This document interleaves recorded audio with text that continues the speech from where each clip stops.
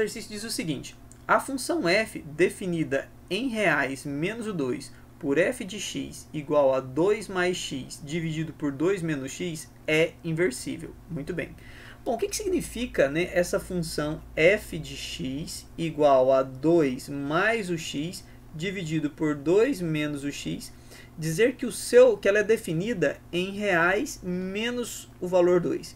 Significa, né, que esse nosso x aqui, ó, e obviamente esse aqui também, ele não pode ser o valor 2. Por que ele não pode ser o valor 2? Significa, né, que se ele for o valor 2, o meu denominador vai dar zero, certo? E eu não posso ter uma fração com denominador zero. Então, quando ele se refere a isso aqui, ó, é definida de reais menos o 2, ele está falando do domínio da função f, certo? Maravilha. Aí o exercício continua. O seu contradomínio é o r menos o valor a. Calcule a. Então veja que o exercício está falando que o contradomínio da função f é o conjunto dos números reais menos um certo valor a. E o exercício quer que a gente identifique quem é esse a. Para isso, ele deu uma outra informação importante. Ele disse que a nossa f de x ela é inversível.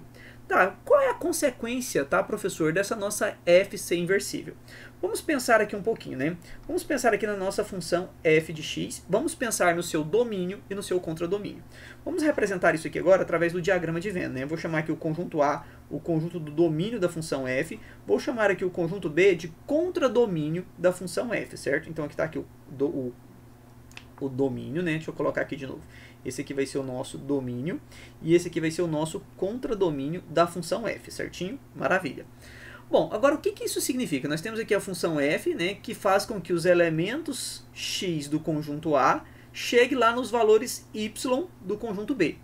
Agora, se ela é inversível, isso significa que existe uma outra função aqui, ó, que faz com que os elementos y do conjunto B retornem ao conjunto A. Então veja que tem aqui ó, a f de menos 1 de x, certo? Faz o caminho justamente o contrário. Agora prestem atenção num detalhe. Galera, o domínio da função f, percebam que é o contradomínio da sua inversa. Olha só, ó, prestem atenção. Então, ó, esse carinha aqui ó, é o contradomínio da inversa. E aqui é o domínio da inversa. Então, mais uma vez. O domínio da função f, certo? É o contradomínio da sua inversa. Já o contradomínio da função f, certo? É o domínio da inversa. E vejam que eu estou querendo encontrar o a que está lá no contradomínio da f. Tá? Então, deixa eu escrever isso aqui de novo para não ficar confuso. Olha, o contradomínio da função f é a mesma coisa que o domínio da sua inversa. Não é verdade? Então, se eu calcular a função inversa, né, e determinar o domínio da inversa, automaticamente eu estou calculando ali ó, quais podem ser os valores para o contradomínio da função f. Então, essa é a estratégia que eu vou utilizar aqui para determinar quem é o a.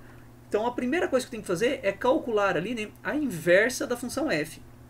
E, obviamente, vou chamar ali aquele f de x de y, certo? Então, vai ficar assim, ó, 2 mais x dividido por 2 menos o x. Trocando o x e o y de lugar, vai ficar assim, ó, x, que é igual a 2 mais o y dividido por 2 menos o y, certo? Fazendo aqui agora o produto dos meios pelos extremos, nós vamos ter o seguinte, certo?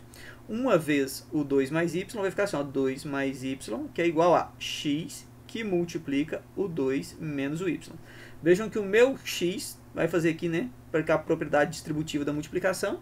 E eu vou ter então que o meu 2 mais o y vai ser igual a 2x menos o xy. Como o objetivo agora é isolar o y, eu vou pegar o meu menos xy e passar para o primeiro membro, e pegar aquele 2 e passar para o segundo. Então vai ficar assim, olha, y mais o xy vai ser igual ao 2x menos o 2. Colocando o y em evidência, vai ficar assim, olha, y dividido para y vai dar 1, xy dividido para y vai dar o x, certo? Igual a 2x menos o nosso 2, certo? Menos o nosso 2. Maravilha. Então, isolando o y, eu vou ficar assim, ó. Opa, esse aqui não é um menos, tá? Deixa eu apagar esse carinha aqui, porque parece que ficou menos. Isso. Y vai ser igual a 2x menos o 2 dividido por 1 mais o meu x, certo? Mudando aqui agora, eu tenho que a f de menos 1 de x vai ser igual a 2x menos o 2, certo? E esteticamente mais bonitinho, vou colocar o x primeiro, vai ficar só x mais 1, certo? Muito bem. Então, vamos lá. Acabei de determinar a inversa da função f, beleza? E eu sei que o domínio da f é a mesma... Aliás, o domínio da inversa é a mesma coisa que o domínio da f. Então, agora, galera, olha... Eu sei que, calculando a inversa, eu posso chegar à conclusão aqui, ó, que o meu x, né, lá na função inversa, não pode ter o valor menos 1. Por que não pode ter o valor menos 1? Porque senão o denominador aqui vai dar zero, certinho? Então vejam que o domínio da função inversa é o seguinte, é todos os reais menos o valor menos 1, certo? Por quê? Esse x aqui, ó, não pode ser o menos 1, porque senão fica menos 1 mais 1 dá zero, denominador deu zero. Agora vejam bem, o domínio da inversa não é a mesma coisa que o contradomínio da função normal? Então, quando a gente determinou o domínio da inversa, automaticamente a gente também está determinando o contradomínio da função normal.